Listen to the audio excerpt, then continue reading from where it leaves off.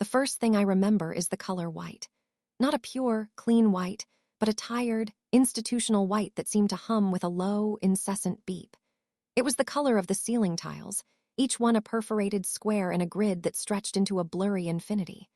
The beeping was a metronome counting out a rhythm I couldn't place, a steady beat in the soupy fog of my consciousness. My eyelids felt like they were made of lead, and lifting them was a Herculean effort.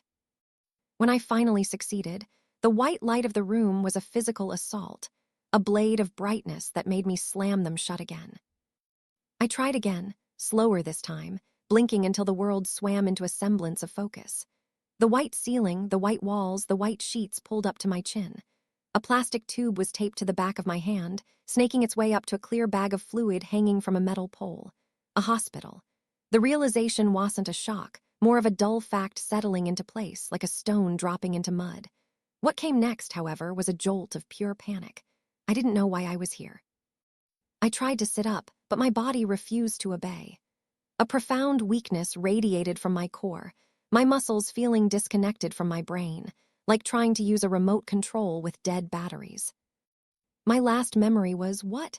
I chased after it, a wispy, frustrating thing that kept dissolving just as I got close. I remembered rain, the slick, dark sheen of asphalt under streetlights, the squeal of tires, not mine, a concussive, shattering sound that seemed to reverberate through my bones even now. Then nothing, a black, silent void. A soft sound from the corner of the room drew my attention. A woman was asleep in a chair, her head lolled to one side, a magazine fallen open on her lap. Her dark hair fell across her face, a familiar curtain of silk. Scarlett, my sister. A wave of relief so powerful it almost made me cry washed over me. Whatever had happened, I wasn't alone. My throat was a desert, and when I tried to call her name, only a dry, rasping croak came out. It was enough. Her head snapped up, her eyes wide and unfocused for a moment before they landed on me. "Chloe," she whispered, her voice thick with sleep. She scrambled out of the chair, her movements clumsy with haste, and rushed to my bedside. "Oh my God, Chloe, you're awake." Tears welled in her eyes as she grabbed my hand, the one without the IV. Her grip was tight, desperate. "You're awake," she repeated, a sob catching in her throat. "The doctors, they weren't sure. It's been so long." "How long?" I managed to rasp, the words scratching my throat. She squeezed my hand, her knuckles white. "Almost 6 months." 6 months. The number was incomprehensible. A black hole had opened up and swallowed half a year of my life. I had gone to work, driven home in the rain, and woken up in a different season. The thought was dizzying. I felt a profound sense of loss for the stolen time, for the days and weeks I had simply not existed. "What happened?" I asked, my voice a little stronger now. "A car accident," she said, wiping at her tears with her free hand. "A drunk driver ran a red light. It was bad, Chloe, really bad. You've been in a coma ever since." Over the next few days, the fog began to clear. Nurses came and went, checking my vitals, asking me questions. A doctor with kind eyes and a gentle voice, Dr. Aaron, explained the extent of my injuries. A traumatic brain injury, several broken bones that had long since healed, and severe muscle atrophy. He said my recovery was miraculous, a word that felt too grand for the simple act of waking up. The real miracle, I thought, was Scarlett. She was there every single day, from morning until visiting hours ended.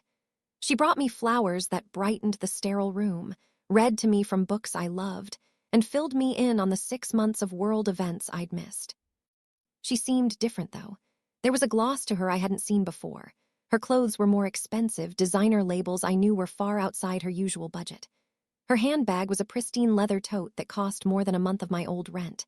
And the car she drove, I saw it once through the window when she arrived, was a sleek, silver sports car, the kind that purred rather than rumbled. I'd asked about it, and she'd waved it off with a nervous laugh. "Oh, that," she'd said, avoiding my eyes. "It's just a lease, a silly indulgence. I was so stressed, you know. With you here, I needed a distraction, something to make me feel a little less helpless." It seemed like a plausible, if extravagant, explanation. Scarlett had always been the more impulsive of the two of us, prone to retail therapy. I, on the other hand, was the planner, the saver. I'd worked tirelessly in finance for a decade, building a portfolio, investing wisely, and curating a life I was proud of. My apartment was my sanctuary, a beautiful pre-war condo downtown filled with art I'd collected and furniture I'd restored myself. My most prized possession was our grandmother's writing desk, a gorgeous mahogany piece that I'd spent a month refinishing. I couldn't wait to go home, to sit at that desk, to feel the solid, reassuring presence of my own life around me. "When can I go home?" I asked Dr. Aaron during one of his visits, about 2 weeks after I'd woken up. He smiled. "Soon. Your physical recovery is progressing faster than we expected. You'll need a few months of intensive physical therapy, but you can do that as an outpatient. I'd say you could be discharged by the end of next week." The news was a jolt of pure joy. Finally, I could leave the beeping and the tired white walls behind. I told Scarlett that evening, and her reaction was strange. A flicker of something, panic, fear, crossed her face before it was replaced by a wide, bright smile. "That's wonderful news, Chloe. Absolutely wonderful." She hugged me, but her embrace felt stiff, performative. "We'll have to get things ready, of course." "Ready? What is there to do?" I asked. "Just air the place out, maybe stock the fridge. I can order groceries from my bed." "Right, yes. Of course," she said, pulling away and busying herself with rearranging the flowers on my bedside table. "I'll take care of everything." The day of my discharge arrived, a bright, crisp autumn morning. The world outside the hospital window seemed impossibly vivid. Scarlett helped me into a wheelchair, my legs still too weak to support me for long. She'd brought me a new outfit to wear, a soft cashmere sweater and jeans that felt luxurious against my skin. As she pushed me down the long corridor, I felt a bubbling excitement. I was going home. She chattered nervously as we drove, pointing out new buildings that had gone up, complaining about traffic. I barely listened, my eyes fixed on the familiar skyline, tracing the route to my building in my mind. But as we got closer to my neighborhood, she took a wrong turn. "Where are you going?" I asked, confused. "This isn't the way." "It's a detour," she said quickly, her knuckles white on the steering wheel. "There's construction on your street." I frowned. That was possible, I supposed. But she continued driving, heading further away from the city center, towards a quieter, more suburban area of town I didn't recognize. She finally pulled into the driveway of a small, nondescript apartment complex, the kind with beige siding and identical balconies. She parked the silver sports car and turned off the engine, the sudden silence deafening. "What is this, Scarlett? Where are we?" I asked, a cold knot of dread tightening in my stomach. She wouldn't look at me. Her eyes were fixed on the windshield. This is home for now." "What are you talking about? This isn't my home. My home is on the other side of town.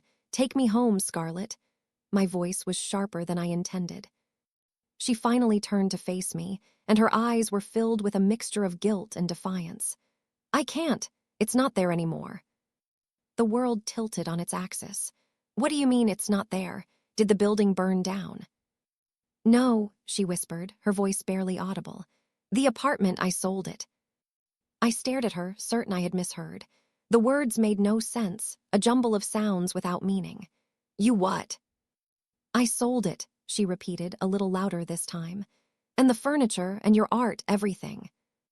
The cold knot in my stomach exploded, spreading icy tentacles through my veins.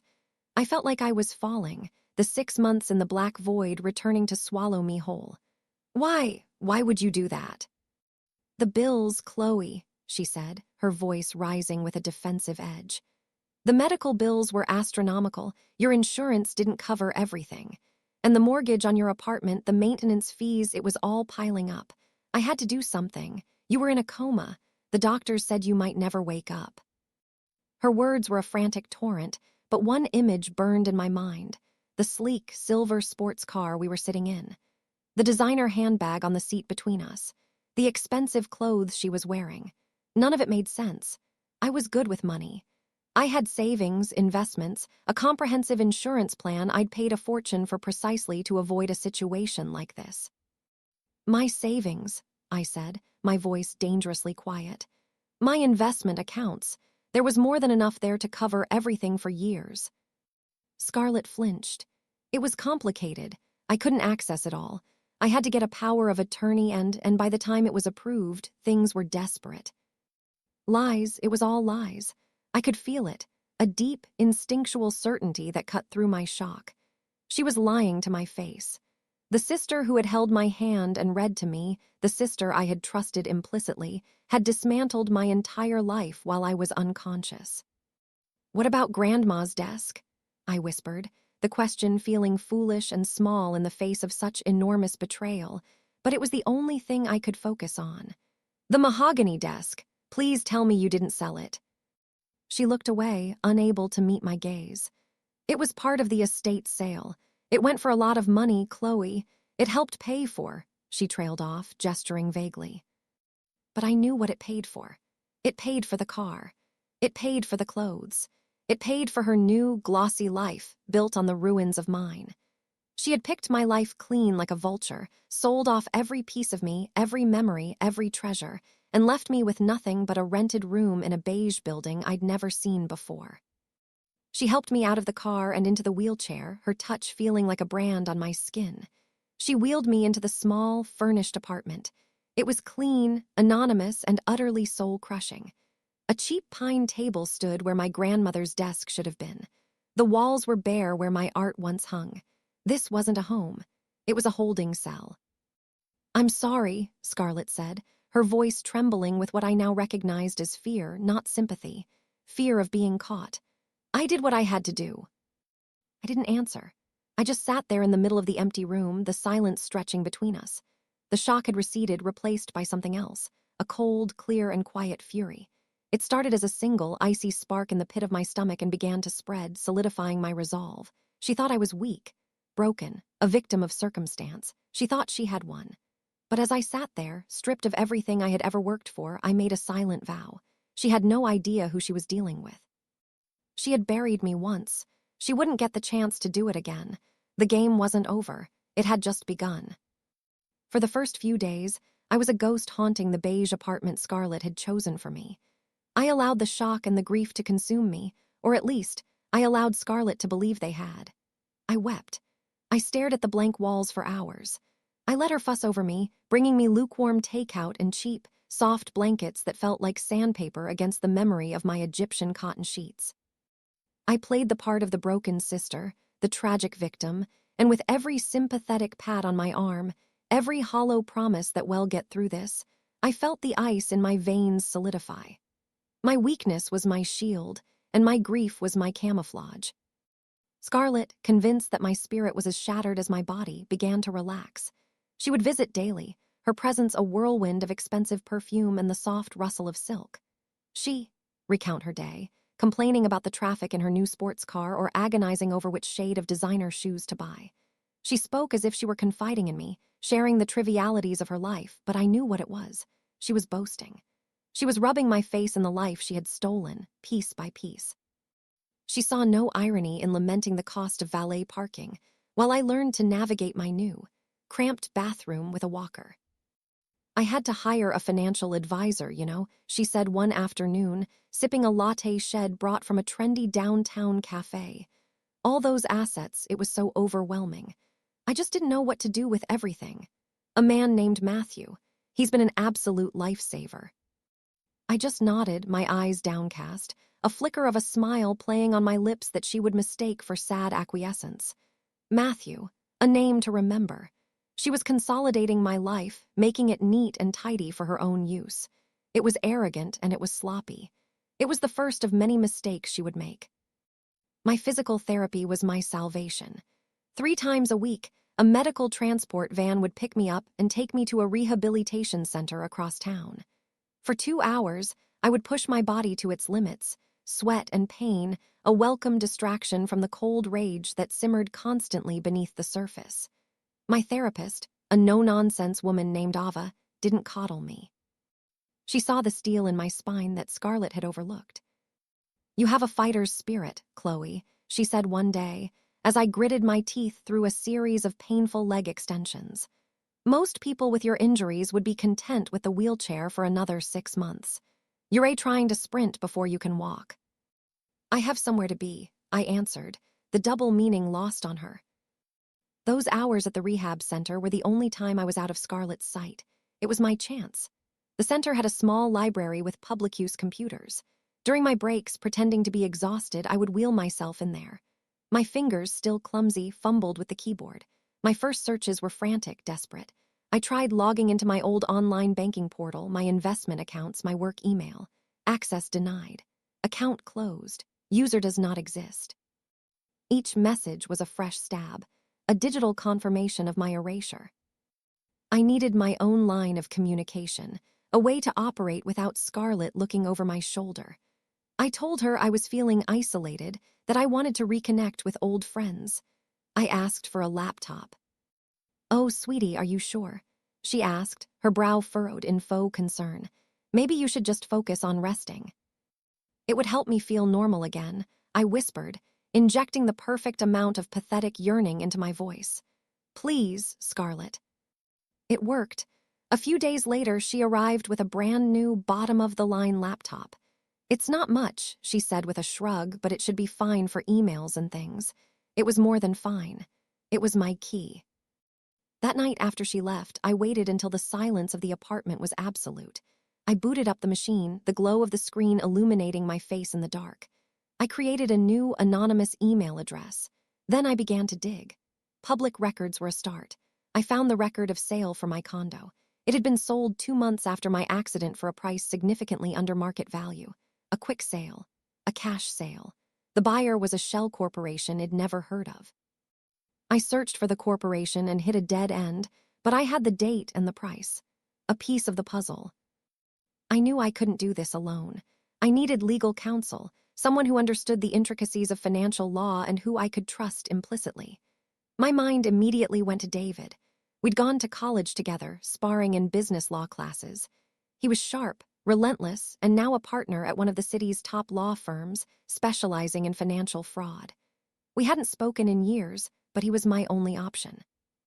Finding his firm online was easy. I spent an hour crafting the email, writing and rewriting every sentence. I couldn't give away too much, not in an unsecured email. I simply stated that I was the victim of a complex financial situation that occurred while I was medically incapacitated, and that I needed to understand my options regarding a potentially abused power of attorney. I signed it with my name and my new anonymous email address. I hit send and felt the first genuine flicker of hope since I'd woken up. He replied in less than an hour. His response was brief and professional. It contained a secure link to schedule a video consultation and a single sentence. "Chloe, I am so sorry. Let's talk." The consultation was my next logistical hurdle. Scarlett had a habit of showing up unannounced. I told her that my physical therapy sessions were being extended, that Ava wanted me to stay for an extra hour to use some of the specialized equipment. It was a flimsy lie, but Scarlett's life was now so full of her own social engagements that she barely registered it. She was too busy planning a weekend trip to a wine-tasting festival with a new boyfriend, a man named Ethan she described as a wealthy investor. I wondered if he knew his new girlfriend's wealth was built on a lie and a hospital bed. I took the video call in a private study room at the rehab center's library. Seeing David's face on the laptop screen was a strange comfort. He looked older, his face etched with the lines of success and long hours, but his eyes were the same, intelligent and direct. "Chloe," he said, his voice laced with concern, "I saw the news reports about your accident. I had no idea it was this bad. What happened?" My carefully constructed dam of composure broke. For the first time, I told someone the entire story. The words came pouring out. The coma, waking up, Scarlett's new wealth, the sold apartment, the missing money, the lies about medical bills. I told him about my savings, my meticulously managed portfolio, the insurance policies, everything. He listened patiently, his expression growing grimmer with every detail. When I finished, he was silent for a long moment. "The power of attorney," he finally said. "That's the linchpin. Do you remember signing one?" I shook my head. No, I never would have given her that kind of blanket authority. "She may not have needed your signature," he explained. "If you were declared medically incompetent after the accident, She, as your next of kin, could have petitioned the court for a conservatorship or a durable power of attorney. It's meant to protect people in your situation, to pay their bills, manage their affairs. But it can be abused. And from what you're telling me, this is a catastrophic abuse. So what do? I asked, my voice trembling. We fight back, he said, a hard edge to his voice. But we have to be smart. We need proof. We need the paper trail. We need to know exactly where every single dollar went. She mentioned a financial advisor. Matthew, I supplied. Good, hell have records. Your sister has likely consolidated everything to make it easier to manage. All your liquidated assets, the sale of the condo, your stocks, your savings, are probably sitting in a new set of accounts under her control, managed by this guy. Our first step is to get a complete accounting. As your legal counsel, I can start subpoenaing financial records, but that's the nuclear option. It will show our hand. For now, you are our secret weapon. He explained the plan. I had to continue playing the part of the helpless victim. I needed to get access to her documents, her mail, her laptop, her phone. I needed account numbers, statements, anything that would show the flow of money from my name to hers. She thinks you're broken, Chloe, David said, his eyes boring into mine through the screen. That's our advantage. Shall be careless. People like that always are. They believe they've gotten away with it, so they stop covering their tracks. That night, Scarlett came over for dinner, bringing a ridiculously expensive bottle of wine. To celebrate your progress, she announced, beaming. She spent the entire evening talking about her upcoming trip, the 5-star hotel Ethan had booked, the couture dress she was planning to wear to a gala. At one point, she pulled out her phone to show me a picture of the dress. As she swiped through photos, I saw it, a banking app icon on her home screen. My heart hammered against my ribs. Later, as she was washing the dishes, humming to herself, I made my move. I am so exhausted, I sighed, pushing myself up with my walker. I think I'm going to turn in. I hobbled into the bedroom and closed the door. But instead of getting into bed, I leaned against the wall, listening. I heard her finish in the kitchen, heard the TV click on in the living room. She was settling in for the night. I gave it 20 minutes, then quietly opened the door a crack. She was engrossed in some reality show, her handbag sitting on the armchair next to her. My whole body was shaking, but I moved with a purpose I hadn't felt in months. I crept into the living room. Her back was to me. I reached into her bag, my fingers closing around the cool, smooth case of her phone. I slipped it out and retreated back to the bedroom, my heart pounding a frantic rhythm against my ribs. I had seen her unlock it a dozen times, a simple 4-digit code. My birth date. The irony was so sickening it almost made me laugh. I typed in the code, 1208, the phone unlocked. I opened the banking app. It asked for a password, but there was a Face ID option. Holding my breath, I held the phone up, angling it through the crack in the door towards her face. She shifted on the couch, her face momentarily illuminated by the flickering screen of the television. For a terrifying second, I thought she'd see me, but she just yawned, oblivious. The phone in my hand vibrated. A small green checkmark appeared. I was in. And there it was, my entire life distilled into a single number on a screen. The balance was staggering. Millions, more than I thought I had. She hadn't just sold my assets, she had clearly made some profitable short-term investments with the capital. My capital. I scrolled through the transaction history. I saw the massive deposit from the sale of my condo. I saw the wire transfers from my liquidated investment accounts. And I saw the withdrawals. Tens of thousands for the sports car. Charges from Chanel, from Cartier, from luxury resorts. It was all there, a detailed ledger of her greed. But then I saw something else. A recurring monthly transfer. A large sum paid into an account I didn't recognize. The recipient was listed simply as Jason. It wasn't a bill. It was a payment. A very, very large and consistent payment. Who was Jason? And why was my sister giving him a small fortune from my money every single month? The betrayal had suddenly become more complex, more sinister. This wasn't just about a sports car and designer clothes anymore. This was something else entirely. And I knew with chilling certainty that I had to find out what it was. I took screenshots of everything, sent them to my anonymous email, deleted the evidence from her phone, and slipped it back into her purse. When I finally lay in bed that night, the cold fury had been replaced by a razor-sharp focus. Scarlett didn't just have a secret. She had a liability. and I was going to use it to take back everything. The screenshots burned on my new laptop's hard drive, a digital testament to Scarlett's treachery.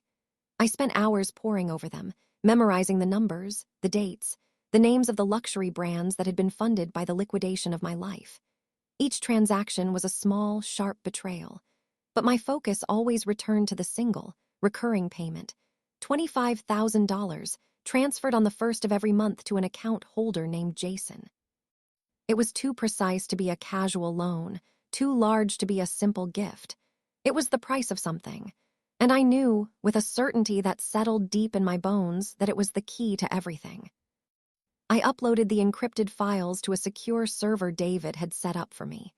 The next morning, during my extended therapy session, we spoke again. I wheeled myself into the same small study room, the institutional quiet a stark contrast to the storm raging inside me. "This is comprehensive," David said, his voice a low hum through the laptop speakers. He had a file open on his own screen, and I could see him scrolling. The accounts, the transfers, the sheer speed at which she moved everything. It's brazen. "It's the payments to Jason that I can't figure out," I said, my voice steady. The emotional tempest had passed, leaving behind a cold, clear calm. "Who is he? Why is she paying him?" "I agree," David replied, his brow furrowed. "This isn't spending. This is a liability. It smells like blackmail. Whatever he has on her, it has to be big enough to warrant a $30,000 a year payout. I'm going to put someone on it. A private investigator I trust, a man named Samuel. He's discreet and he's the best. He can trace the account, find this Jason, and figure out what leverage he has." "Do it," I said without hesitation, "whatever it costs." "Don't worry about the cost, Chloe. We'll add it to Scarlett's bill." For the first time, a grim smile touched his lips. "In the meantime, you need to be careful. Keep playing the part. Don't let her suspect that anything has changed." That part was getting harder. Every time Scarlett walked into my beige prison, her arms laden with expensive shopping bags, her conversation peppered with anecdotes about her fabulous life, a white-hot rage would rise in my throat. I'd have to bite the inside of my cheek to keep from screaming, channeling the fury into my physical therapy instead. The pain in my rebuilding muscles became an anchor. As my legs grew stronger, so did my resolve. I graduated from the walker to a cane, each step a small victory, a move closer to the day I would walk away from this life she had constructed for me. Ava, my therapist, was impressed. "You're healing at an incredible rate," she commented as I managed a full circuit of the parallel bars, my arms trembling but my legs holding firm. "It's your determination. You have a goal, don't you?" I looked at my reflection in the floor-to-ceiling mirror, a thinner, harder version of the woman I once was. My face was pale, my eyes holding a new, flinty light. "You have no idea," I said. While Samuel, the investigator, began his work, I started my own subtle probe. I needed to see if I could make Scarlett give something away. I began asking seemingly innocent questions about the past, about the accident. "You know, it's so strange," I said one evening as we were watching a movie. "I have no memory of the crash itself, just the rain. What was it like when you found out?" Scarlett froze, a forkful of takeout pasta halfway to her mouth. "It was awful," she said, her voice a little too high-pitched. "The worst night of my life. The hospital called me, I rushed right over." "Did you go to the scene of the accident?" I pressed, keeping my gaze fixed on the TV screen, feigning casual curiosity. There was a pause. "No," she said quickly. "No, they had already taken you to the hospital by the time I knew. I just went straight there." "I sat by your bedside all night." Another lie. A small one, perhaps, but it clicked into place with the others, forming a more complete picture of her deceit. She was constructing a narrative, one where she was the devoted, grieving sister. Any detail that contradicted that was swiftly paved over. A week later, David called. He wanted another meeting. The tone of his voice was different. He was no longer just angry on my behalf, he was deeply disturbed. "Samuel found him," was all he said. This time, I had Scarlett drop me at a coffee shop near the rehab center, telling her I was meeting an old friend from work. I watched her silver sports car disappear around the corner before I hobbled into the cafe and found David waiting in a secluded booth at the back. He had a thin manila folder on the table in front of him. "Jason Carter," David began, pushing the folder towards me. "He has a minor criminal record, a few DUIs, petty theft. For the last 2 years, he's been working as a night security guard. Specifically, he was on duty at the Sterling Tower the night of your accident." The Sterling Tower, a luxury residential building, directly across the street from my own. My blood ran cold. "His building's exterior security cameras have a clear view of the entrance to your apartment lobby," David continued, his voice low and even. "Scarlett paid him $50,000 in cash 2 days after your accident. The $25,000 monthly payments started the following month. He quit his job a week later." I opened the folder. The first page was a photo of a man in his late 20s with tired, shifty eyes and a weak chin. Jason. The next pages were stills from a security camera, time-stamped. My heart began to pound a sickening, heavy rhythm against my ribs. The first image was time-stamped at 11:42 p.m. It showed the flashing lights of an ambulance down the street, the scene of my accident. The second image, time-stamped 11:58 p.m., showed my sister, Scarlett, walking briskly towards the front door of my building. She was on her phone, her face a mask of frantic energy. The 911 call had been placed at 11:39 p.m. It had taken her less than 20 minutes to get there, not to the hospital, but to my home. The third image, time-stamped 11:59 p.m., showed her using a key to enter the building. My key. The final, most damning image was from over an hour later, at 1:04 a.m. It showed Scarlett leaving my building, struggling to carry a heavy briefcase. My briefcase. The one I kept in my home office, the one that held all my important physical documents. My birth certificate, my passport, my social security card, the paper copies of my investment portfolio statements, my will, and the spare keys to my safe deposit box. Everything she would have needed to begin the process of seizing control of my life. I looked up from the photos, my vision blurring. The coffee shop around me, the smell of roasted beans, the low murmur of conversation, it all faded away. The only thing that was real was the monstrousness of what I was seeing. She didn't rush to the hospital. She didn't sit by my bedside, wringing her hands with worry. The first thought that entered her mind when she heard I might be dying was not of me, but of my money. She had gone to my home, while I was lying broken and bleeding on a street just a few blocks away, and methodically gathered the tools she would need to rob me blind. Her grief was a performance. Her concern was a lie. She wasn't just an opportunist who took advantage of a tragedy. The tragedy was her opportunity. Jason wasn't blackmailing her over a past indiscretion. He was blackmailing her for being a witness to her ghoulish, predatory crime. He had seen it all, and he had the proof on a hard drive that he was now using to fund his early retirement. "The police," I whispered, my throat tight. "We could," David said softly. "We could go to the police. With this evidence and the financial records, they would almost certainly press charges. Larceny, fraud, perjury, she would likely go to prison." I stared at the picture of Scarlett's face, illuminated by the streetlight as she hurried into my building. Going to prison felt too simple, too clean. It would make her a public spectacle, a villain in a news story. She would be punished by a system she didn't respect, locked away. But it wouldn't be personal. It wouldn't be a reckoning. She had systematically, piece by piece, dismantled the life I had built. She had turned my memories into cash and my legacy into a sports car. She deserved more than a cell. She deserved to feel what I had felt. The dizzying, nauseating sensation of having everything you thought was solid and real dissolve into nothing. A new plan began to form in my mind, cold and precise. It was no longer just about getting my money back. It was about making a statement. It was about using the very system she had exploited, the impersonal, lightning-fast world of high finance, to obliterate hers. "No," I said, my voice gaining strength.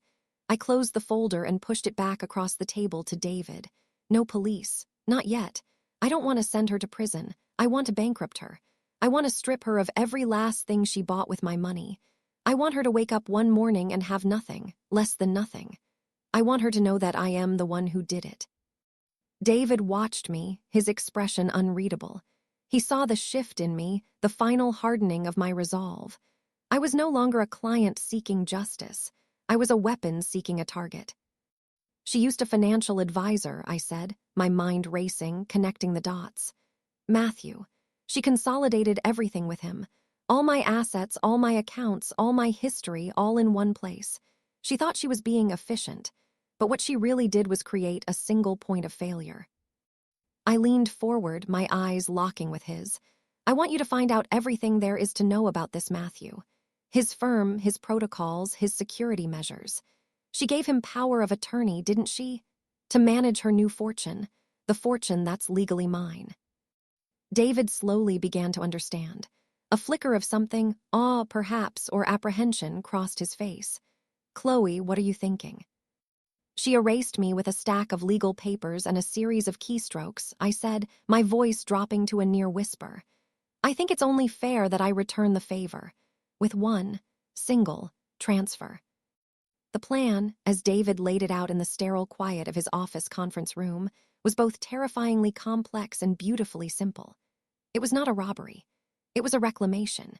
It hinged not on stealth or deception, but on the absolute, irrefutable power of the truth. Scarlett's authority, the entire foundation of her stolen empire, was built on a single, fundamental lie, that I was no longer capable of managing my own affairs. The moment I could legally prove otherwise, her power would evaporate like mist in the morning sun. "The durable power of attorney she petitioned for is conditional," David explained, tapping a thick legal document on the polished mahogany table. The irony of the table, so reminiscent of my grandmother's desk, was not lost on me. "It's contingent on your incapacitation. The second Dr. Aaron signs a declaration of competency, a legal document stating that you are of sound mind and body and fully capable of making your own decisions. Her POA becomes void." Not just voidable, but instantly and retroactively void. Every transaction she has made since the moment you regained consciousness becomes legally questionable. "So I just get a doctor's note and my money comes back?" I asked, gripping the handle of my cane. I could now walk short distances without it, but I brought it with me to David's office. It was a useful prop, a reminder to everyone, including myself, of what had been done to me. "Not automatically," he said. "She's moved the assets. They're no longer in accounts under your name. They're in new accounts under hers, managed by this firm, Clarity Wealth Management. The firm and her advisor, Matthew, are operating under the authority of her POA. To them, it's all legitimate. We can't just call them up and say it's your money now. We have to sever her authority at its source." The first step was Dr. Aaron. My recovery had become his pet project, a medical marvel he was already planning to write about in a journal. When I explained, with David by my side, that I needed an official declaration of my cognitive and physical recovery for legal purposes, he was more than happy to oblige. He subjected me to a battery of tests over 2 days, assessing everything from my memory and reasoning skills to my fine motor control. I passed them all with a cold, focused precision that seemed to impress him. He signed and notarized the document without a moment's hesitation, handing me a piece of paper that was more powerful than any weapon. Step 2 was reconnaissance. I needed to get inside Scarlett's financial world. I needed to understand how she communicated with Matthew, what their procedures were, what security questions she used. I had to orchestrate the conversation carefully, playing on her ego and her guilt. I chose my moment one evening when she was complaining about a dip in the market. "It must be so stressful," I said, my voice soft and full of manufactured sympathy. I looked around the beige apartment at the cheap furniture and sighed. I wouldn't know where to even begin. I used to be so good at it, but now my brain still feels so foggy sometimes. It was the perfect bait. She took it immediately. "Oh, it is," she said, puffing up with self-importance. "But Matthew, my advisor, is a genius. He handles everything. You really should talk to someone, Chloe. Even with, what little you have left from the disability insurance, you should make sure it's working for you." "Do you think he would talk to me?" I asked, making my eyes wide and helpless. "I'd be embarrassed. He's used to dealing with people like you, important clients." Nonsense, she scoffed, flattered. I'll set it up. We can go together. I'll help you through it. It was more than I could have hoped for. The following week, I found myself sitting on a plush leather chair in a glass-walled office overlooking the city. Matthew was exactly as I'd pictured. Young, slick, with a confident smile that didn't quite reach his eyes. He treated me with a cloying, condescending pity, explaining basic financial concepts as if I were a child. Scarlett sat beside me, preening, occasionally interjecting with a C. I told you he was the best. While he was pulling up some sample portfolios for me on his large monitor, I watched Scarlett. I saw her log into her own portal on a guest tablet. I saw the password, a combination of our mother's birthday and the name of her first pet. So predictable, so sentimental. While she was distracted, I asked Matthew a simple question. What's the process if a client needs to, say, liquidate an account for a major purchase? A house, for example. Is it complicated? Not at all, he said, eager to impress. We pride ourselves on our responsiveness. For a full liquidation, it's a simple one-page authorization form, which we can email you, and a verbal confirmation call for security purposes. We just verify your identity with a few questions, and the wire is initiated within the hour. Security and speed, that's our motto. I had everything I needed. The final piece of the puzzle was the destination. Where would the money go? David had the answer. He established a new, completely anonymous trust entity, registered in Delaware, a state known for its ironclad corporate privacy laws. The trust had a generic name, the Nora Group, and I was its sole, unnamed beneficiary. The Nora Group then opened a series of commercial bank accounts at a financial institution that had no connection to my previous life. These accounts were empty, dormant, waiting. Scarlett's trip with her wealthy boyfriend, Ethan, was the perfect window of opportunity. She was planning a week-long getaway to a private resort in the Caribbean. She would be sunbathing, drinking cocktails, and most importantly, be in a different country and time zone. She spent the week before she left in a flurry of excited preparations, buying new resort wear and gushing about the private jet Ethan had chartered. She was so absorbed in her fantasy life that she barely noticed me. The day she left, she gave me a quick, distracted hug at the door. Try not to be too lonely, she chirped. I'll bring you back a souvenir. Have a wonderful time, I said, my voice perfectly even. You deserve it. The moment the door closed, I called David. She's gone. It's time. The next morning, David, dressed in a sharp, intimidatingly expensive suit, walked into the main office of Clarity Wealth Management. He didn't ask for Matthew. He asked for the head of the firm's legal department and the chief compliance officer. He presented them with 3 documents. The notarized declaration of my competency from Dr. Aaron, a new ironclad power of attorney, signed by me, granting David full authority over all my financial affairs, and a formal letter revoking, in no uncertain terms, any and all previous powers of attorney granted to Scarlett Miller. I was at the beige apartment, logged into the secure communication portal David had set up. I could see the chain of frantic internal emails from the firm's executives, uploaded by a paralegal on David's team in real time. There was panic, confusion, and then a dawning, horrified understanding. They had been managing millions of dollars in stolen assets. Their liability was enormous. Their legal team moved swiftly to contain the damage. Cooperating was their only option. At 11:00 a.m., David was patched through to me on a secure video call from their conference room. The firm's chief compliance officer, a severe-looking woman named Ms. Harper, was on the line. Her voice was clipped and professional, but I could hear the undercurrent of sheer panic. Ms. Miller, she began, we have received and verified the legal documents presented by your counsel. We understand the situation, and on behalf of Clarity Wealth, I offer our most sincere and profound apologies. We will, of course, offer our full and immediate cooperation. What are your instructions? This was the moment, the culmination of months of pain, rage, and meticulous planning. My instructions are simple, I said, my voice as cold and clear as a winter morning. I want an immediate and total liquidation of all assets currently held in the accounts of Scarlett Miller, every stock, every bond, every mutual fund. I want all resulting funds, down to the last cent, wired to a single account. My lawyer has the details. I want it done now." There was a stunned silence. "A total liquidation," Ms. Harper stammered. "That's a significant portfolio. It could have market implications." "That sounds like your problem, not mine," I replied. "You have your instructions. I expect them to be carried out." David took over, walking them through the logistics.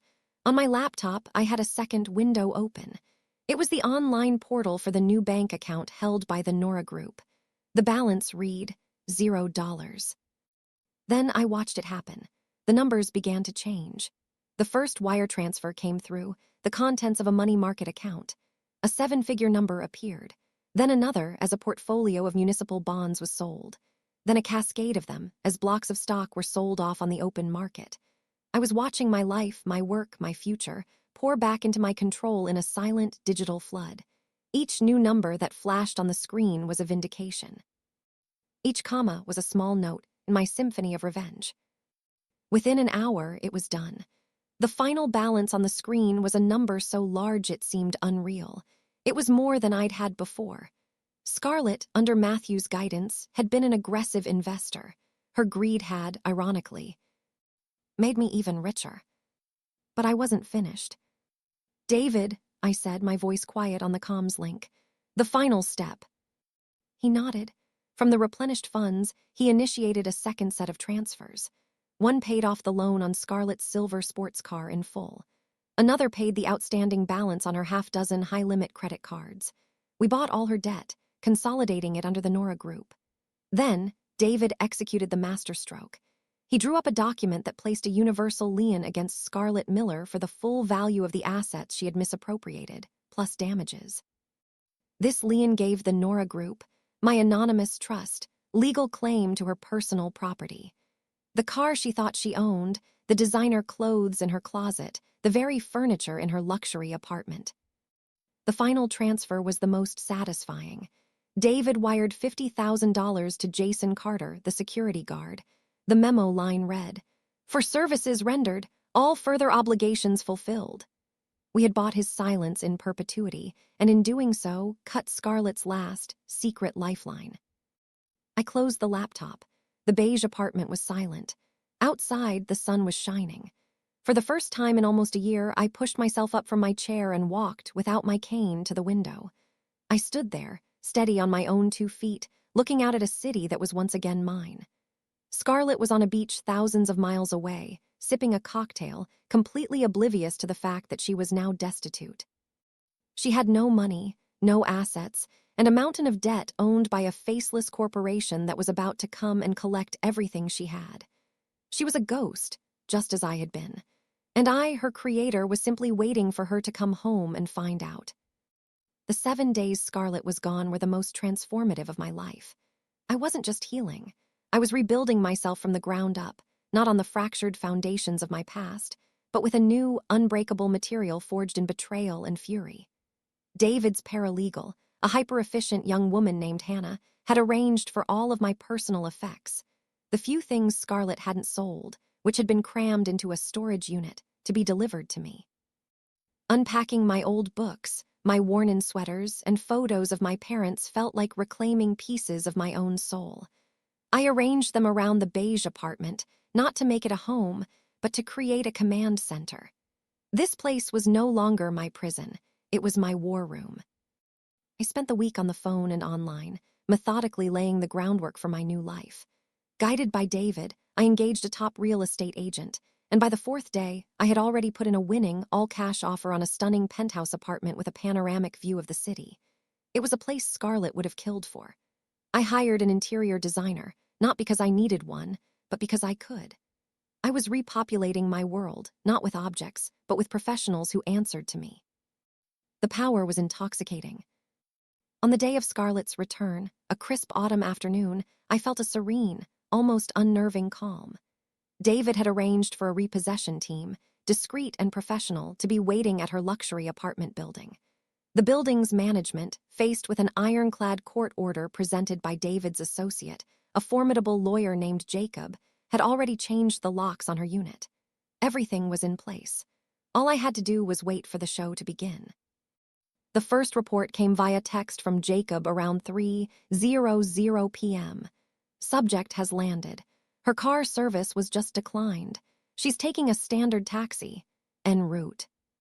I pictured her at the airport, the flash of annoyance on her face, the embarrassment of having to pull cash out of her designer wallet. She would have dismissed it as a technical glitch, a fraud alert from her bank due to her international travel. She would have been irritated, but not alarmed. Her arrogance was her blindfold. The second text came 40 minutes later. Subject has arrived. Movers are on site. She is displeased. I allowed myself a small, cold smile. I could almost hear her shrill, indignant voice echoing in the marble-floored lobby of her building. The confusion, the dawning horror as she saw her expensive Italian sofa being wheeled out the front door. I imagined her trying to push past the movers, only to be intercepted by the calm, implacable presence of Jacob in his perfect suit. He would have handed her the legal notice, a single sheet of paper that would detonate her entire world. I didn't have to wait long. 20 minutes later, I heard the squeal of tires outside my building, followed by the furious roar of a sports car engine being cut. A car door slammed with enough force to rattle the windows. Footsteps pounded up the concrete stairs, no polite buzz from the intercom. Then, a frantic, animalistic banging on my door. I took a deep breath, walked over and opened it. She stood there, disheveled and wild-eyed. Her Caribbean tan was a mask of rage, her expensive linen dress was creased, and her perfectly styled hair was coming undone. She looked like a queen whose castle had just been stormed. "What did you do?" she shrieked, her voice cracking. She tried to push past me into the apartment, but I held my ground. For the first time, I was the stronger of the two of us. "I believe the legal term for it is asset reclamation," I said, my voice even and calm. The contrast between my quiet demeanor and her hysteria was stark. "My cards, my apartment, there are men taking my things," she wailed, tears of fury streaming down her face, leaving streaks in her makeup. They said everything belongs to something called the Nora Group. What is that? Who are they? Did you do this?" "The Nora Group is me," I said simply. And yes, I did. The admission hung in the air between us, heavy and absolute. Her frantic energy seemed to falter, replaced by a dawning, horrified disbelief. She stared at me, truly seeing me for the first time since I'd woken up. She wasn't looking at her broken, pathetic little sister anymore. She was looking at the architect of her ruin. "But how?" she whispered. "The money, the accounts, you can't, the power of attorney." "The power of attorney," I interrupted, my voice dropping, each word a carefully placed stone, "was contingent upon my being medically incapacitated. The moment Dr. Aaron signed a piece of paper declaring me to be of sound mind, every bit of authority you thought you had vanished. Every transaction you made, every dollar you spent became theft, pure and simple." I saw the memory of our meeting with Matthew flash in her eyes, the moment she had been so condescendingly proud of her financial acumen. She finally understood. She hadn't been helping me. She had been giving me the keys to her kingdom. "I sold everything for you," she tried, falling back on her old, tired script. "The medical bills to keep you alive." "Stop," I said. And the single word cut through the air with such force that she physically flinched. "Stop lying. I know everything, Scarlett." I took a step forward, and she took a step back. "I know you didn't go to the hospital that night. I know you came here to my home while I was lying in an ambulance. I know you let yourself in with my key and stole the briefcase from my office. My passport, my social security card, my bank statements. Everything you needed to start your little heist." Her face went white. The last bit of color drained away, leaving her looking pale and sick beneath her expensive tan. "And I know all about Jason," I continued, my voice relentless. "The security guard from across the street. The one you paid $50,000 to in cash and then another 25 grand a month to keep his mouth shut about the security footage he had of you robbing your comatose sister. By the way, his silence has been purchased by me now. Permanently." She collapsed. It wasn't a dramatic, theatrical faint. Her legs simply gave out, and she crumpled onto the cheap welcome mat, her sobs now ragged gasps of pure despair. She had nothing left. No lies, no defenses. "I hate you," she choked out, looking up at me from the floor. "No," I said, looking down at her, not with pity, but with a profound and final sense of detachment. "You don't hate me. You hate that you lost. You thought I was weak, broken, and stupid. You miscalculated." I stepped back and retrieved my purse from the table. I had my own keys now, to a life she could never touch. "The sports car isn't yours anymore, by the way," I said, my voice devoid of all emotion. "The loan has been paid and the title transferred to the Nora Group. I'd advise you not to drive it. I've already reported it stolen." I walked out the door, leaving her sobbing on the floor of the beige apartment I would never see again. I didn't look back. As I walked down the stairs and out into the bright, crisp afternoon, I felt no elation, no joy. Just a quiet, hollow sense of justice. The rage had burned itself out, leaving behind a clean, empty space. She had built her life on the assumption that I was gone. She had danced on my grave.